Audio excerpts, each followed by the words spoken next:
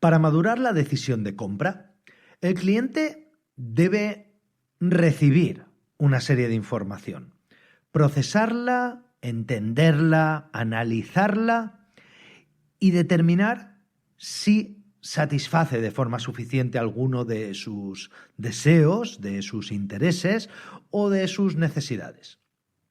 Por último, debe evaluar si la contraprestación que se le exige está acorde con el valor que recibe.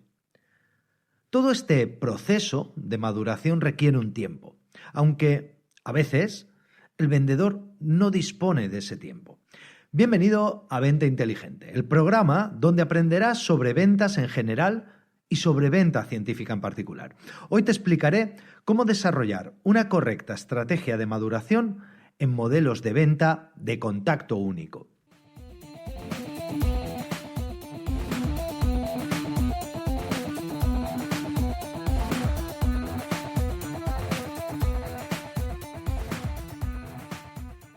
Como vendedor, probablemente hayas escuchado alguna vez la frase «me lo tengo que pensar». Tras recibir alguna información del producto, los clientes ejecutan una serie de procesos mentales para tomar la decisión de compra. En psicología se le llama a estos procesos conducta privada y se llama así porque se trata de comportamientos que generalmente no son observables y que el cliente relaciona o realiza de forma interna. Muchos vendedores no entienden que todos esos procesos mentales llevan tiempo que el cliente debe de tener consigo mismo, sin intervención directa con el vendedor o el producto. Por eso, en Venta Científica, siempre que es posible, diseñamos estrategias de maduración de múltiples impactos y además dilatamos esos impactos en el tiempo para que el cliente tenga tiempo de reflexionar. Pero, ¿qué ocurre cuando no dejas pensar a tu cliente? Pues cuando tu cliente no tiene tiempo para realizar estos procesos, suele negarse a comprar directamente. Existen algunos casos, pero son los menos, en los que el cliente compra, pero por presión física o psicológica por parte del vendedor o de otros elementos del contexto. Probablemente te haya pasado alguna vez. Alguna vez habrás sufrido esa presión como comprador. Son esos vendedores bastante pesados que no hacen nada más que repetirte una y otra vez todo lo malo que te puede pasar si no compras su producto ahora mismo. Tal vez tú mismo seas uno de esos vendedores. La mayoría de las supuestas técnicas de persuasión en realidad no son más que técnicas de presión psicológica. Todos hemos escuchado y todos hemos sufrido alguna vez. Si no compras ahora, vendrán otros y se lo llevarás y te quedarás sin él. Solo me queda uno y si no te lo llevas lo perderás para siempre. O no mires que esta oferta acaba en pocas horas y no te la voy a poder ofrecer nunca más, jamás. No, es que si no compras este seguro de vida significa que tus hijos y tu mujer no te importan. Estas y muchas otras técnicas o mal llamadas técnicas de persuasión, aunque son efectivas en algunos casos, en la mayoría de las situaciones no funcionan. Además, suponen un alto desgaste psicológico, tanto para el cliente como para el vendedor. Cuando un vendedor utiliza estas técnicas, suele sufrir una pequeña disonancia cognitiva que, tarde o temprano, le genera estrés. Del mismo modo, el cliente que sufre este tipo de técnicas de presión se siente intimidado, pierde la confianza en el vendedor y se vuelve reacio a comprar en el futuro. Además, se vuelve reacio no solo con ese vendedor, sino también con esa empresa o incluso ese tipo de producto. Por ese motivo, en Venta Científica solo utilizamos estas técnicas de persuasión / intimidación / manipulación como último recurso y en situaciones muy concretas y además advirtiendo a nuestros clientes de que no podemos garantizar los resultados. Ya hemos visto que el cliente necesita tiempo para madurar su decisión de compra. Por desgracia, como te decía, los vendedores no siempre podemos permitirnos el lujo de darle ese tiempo. Existen unas ventas llamadas de contacto único, en las que si no aprovechamos la oportunidad, la perderemos para siempre. Sí, ya sé que puede parecerte que todas las ventas son así, pero en realidad no son así. Piensa, por ejemplo, en esos vendedores que viven del turismo, en ciudades donde cada día desembarcan cientos de personas de un crucero. Aunque cada día reciben cientos de clientes, el ciclo de vida de ese cliente es de pocos minutos.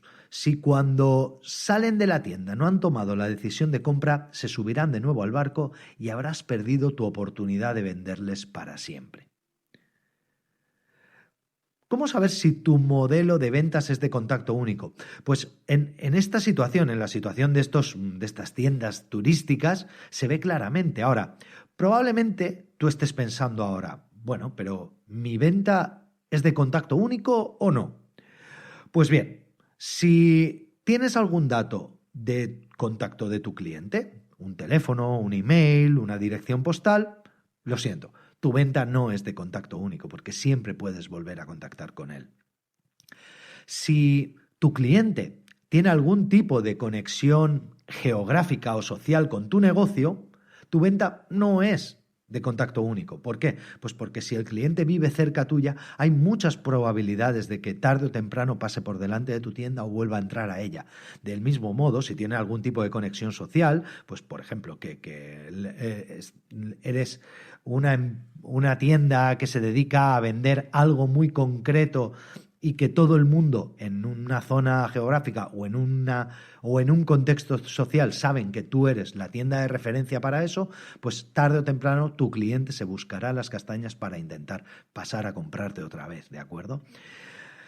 Entonces, si tienes algún dato de contacto, no es venta única, no es contacto único. Si tu cliente tiene algún tipo de conexión geográfica o social con tu negocio, no es venta de contacto único. Pero es que además, si tu cliente necesita comprar tu producto más de una vez, no es venta de contacto único. Ojo, eso no significa que no puedas utilizar estrategias de maduración o estrategias de venta de modelos de contacto único, ¿vale? Lo que pasa es que, particularmente, no te recomiendo utilizarlas salvo en situaciones muy concretas, porque las ventas o la estrategia de ventas que utilizamos o las estrategias que utilizamos en ventas de contacto único siempre son menos efectivas que las estrategias de venta de contacto múltiple, ¿de acuerdo? Pero como digo, te puede interesar en algún momento utilizar este tipo de estrategia de maduración de contacto único. Y por eso yo voy a explicarte una pequeña técnica que aprendí en los zocos de Han al-Jalili en Cairo y de Al-Hamidiyya en Damasco. Alguna vez, si eres oyente de Venta Inteligente, me habrás oído hablar de que quizá el mayor tiempo que yo lo que más he aprendido de ventas, probablemente lo haya aprendido en mis viajes, sobre todo a esta zona, a la zona de Egipto y a la zona de Siria. Y es por un motivo, porque los vendedores que hay en estas zonas, en la zona de Egipto y en la zona de Siria, son herederos directos de los fenicios y llevan depurando técnicas de relación con el cliente y de venta desde hace más de 5.000 años, ¿vale? Aunque yo no la aprendí, es decir, me di cuenta y empecé a estudiarla, porque al final la venta científica es eso, simplemente estudiar, no qué es lo que funciona, sino por qué eso funciona. Como digo, yo a base de dedicar muchas horas a estudiar cómo trabajaban los vendedores de estos zocos, del zoco de Han al-Jalili o de Al-Hamidiyya, lo que me di cuenta es que utilizaban una técnica que al final se puede depurar y que seguramente la hayas vivido alguna vez en tus carnes. De hecho, cuando te la cuente y te la explique, muy probablemente empieces a detectar esa técnica en muchos procesos de venta en los que te veas imbuido, tanto propios como que se estén ejecutando hacia ti, es decir, vendedores que te estén intentando vender algo. De hecho, si algún día te dedicas a mirar la teletienda nocturna, verás que con algunas adaptaciones utilizan básicamente la misma técnica. Voy a explicarte la técnica paso a paso. El vendedor empieza realizando una clarificación de las necesidades. ¿Qué vas buscando? ¿Qué te interesa? por qué estás buscando eso. Una vez que has realizado ese sondeo inicial, te presenta una serie de opciones, pero sin darte mucha información. De repente, deja de hablar del producto y empieza a derivar la conversación hacia cosas que tú particularmente piensas, ¿y este por qué me pregunta esto ahora? Pero tiene mucho sentido. Normalmente cuando esto pasa en Han al-Jalili o en al-Hamadiyya, el vendedor empieza a preguntarte como cosas de, oye, ¿y de qué país eres? Oye, ¿y en qué zona de ese país vives? Oye, cuéntame cosas de esa zona. Cuando empiezas a hablar de cosas que conoces, tu cerebro no tiene que esforzarse apenas y empieza a detonar procesos para entender la información que ha recibido. Podríamos decir, aunque a mí no me gusta la expresión, de que el cerebro está trabajando de forma subconsciente.